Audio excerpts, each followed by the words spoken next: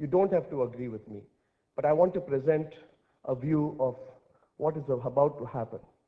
So, our disruption has happened over the last decade. The future of our disruption, which is going to happen over the next 3 years, is going to be 6 or 7-fold. First, and don't misunderstand this, please, we will disrupt by taking news away from the city we are in.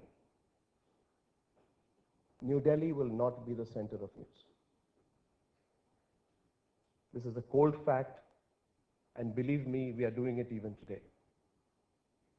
We control 80% viewership. The channels in Delhi have 20%. It's not about a geography. It's not about a mindset. Don't get me wrong. This is not my fundamental premise against Lutyens Delhi. But let me tell you this. For far too long, Indian television has lived in boxes. Boxes, I believe, that have been piled up as a sort of cushions for New Delhi to comfort the news industry of India. I have personally spent the last decade working out of a small newsroom in Lower Parel in Mumbai. And I'll tell you this, what have I learned? I have learned that being away from the national capital has allowed us the freedom to not only disrupt the system at will fearlessly, but also redefine the geography and horizons of the news viewer. So we will disrupt the news once again by taking the focus to places like Odisha, where 21 people in the ICU and dialysis ward of a hospital were killed, and it was a fleeting mention. We covered it for 3 days on our channel. We will disrupt the news once again by taking the focus to places like Bihar, where it has become an annual tradition for elected representatives of the people of an impoverished state to be grabbing goodies funded by the taxpayer. Remember, viewers, just look at last week and ask yourself fundamental fact, how many channels operating out of Delhi covered the story of Rocky Yadav? Rocky Yadav is the son of a politician, killed Aditya, 18-year-old boy, at gunpoint from the back of his car because he overtook his car. For some reason, this story didn't shake the hearts here. Is it because people felt that if you question Rocky Yadav, you'll be questioning a certain part of the establishment that you don't want to question at this point of time that is ruling in Bihar? Then you are a player, you're not a journalist. So, point number one, we will disrupt the news industry by taking news away from the national capital. Secondly, we will disrupt the news industry, and this is going to happen by creating a new center of news. We will ensure that despite the sheer volume and numbers, the national capital of India does not remain the news center for Indian journalism, because India needs to be defined beyond New Delhi, and the change makers, despite, also need to start growing out of the national capital. 17 major news channels of India serving the country are based in Delhi. I will not take names. Ask yourself the extent to which they have served the democracy of this country. There are 16 major newspapers which capture about 80% of the market based out of Delhi. Ask yourself whether they've really made the change. And if they haven't, let's ask ourselves the serious and tough question about it.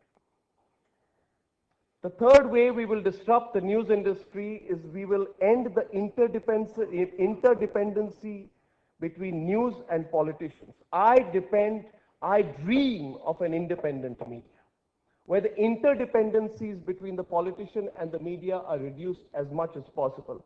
For far too long, and I don't know why we have allowed this. For far too long, the news in this country has been using the political class as its crutch or shoulder to lean on. For far too long, the system of news has seen itself as free only to cave in and work on compromise formulas from time to time, thereby only embarrassing itself and humiliating the tenets of journalism in India's 70th year of independence. I dream of a different system. I dream of an independent media which has the maturity to regulate itself and the fearlessness to be answerable to nobody but to itself. Point one.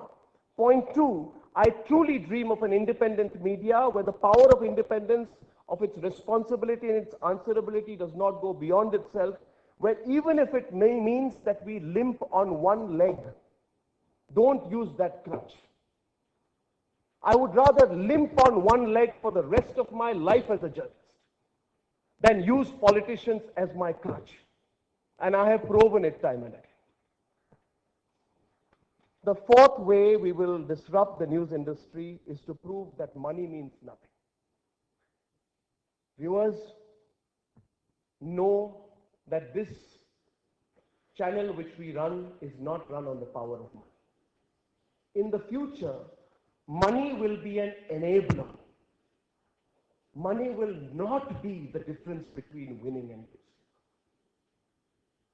And I can expand this to you. Money does not buy you connection with the viewer. Money does not buy you eyeballs.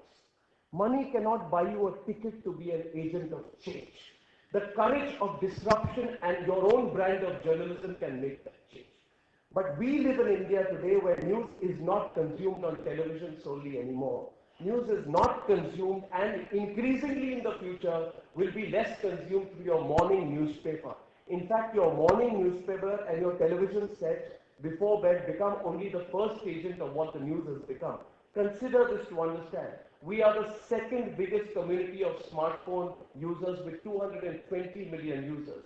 The number of tablet users in India is 18.7 million.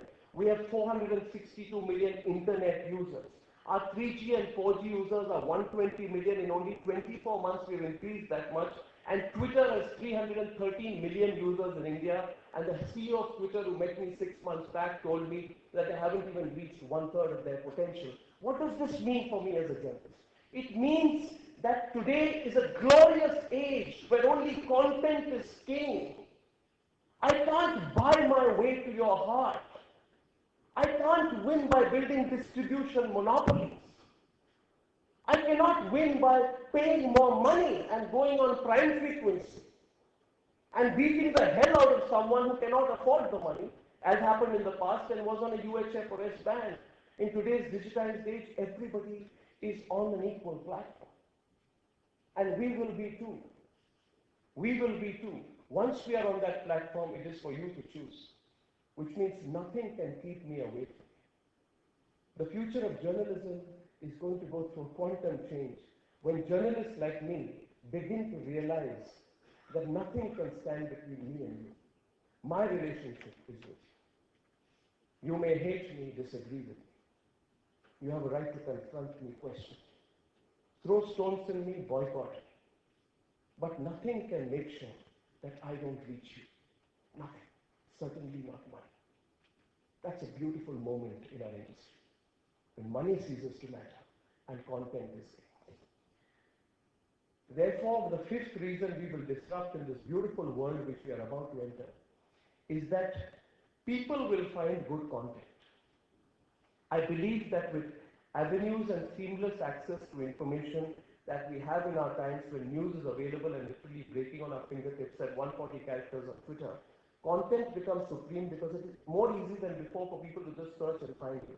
Money, what can money do? Money can buy you infrastructure, but money cannot replace or buy good content, especially in the cluttered news space that we are in the midst of right now.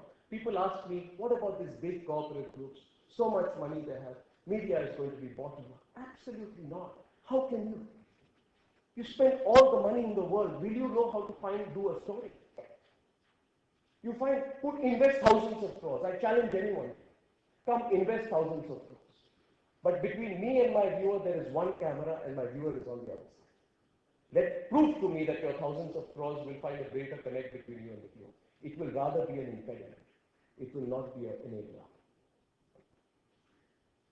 And the last part, which I want to share with you, because we are on the edge of a massive independent media revolution. Things are about to change, ladies and gentlemen. And I hope I meet you 6 months from now and you realize what I'm talking about. Sometimes before the storm, it appears a sense of tremendous calm. In my industry today, there is boredom. More of the same. But believe me, this is a mirage.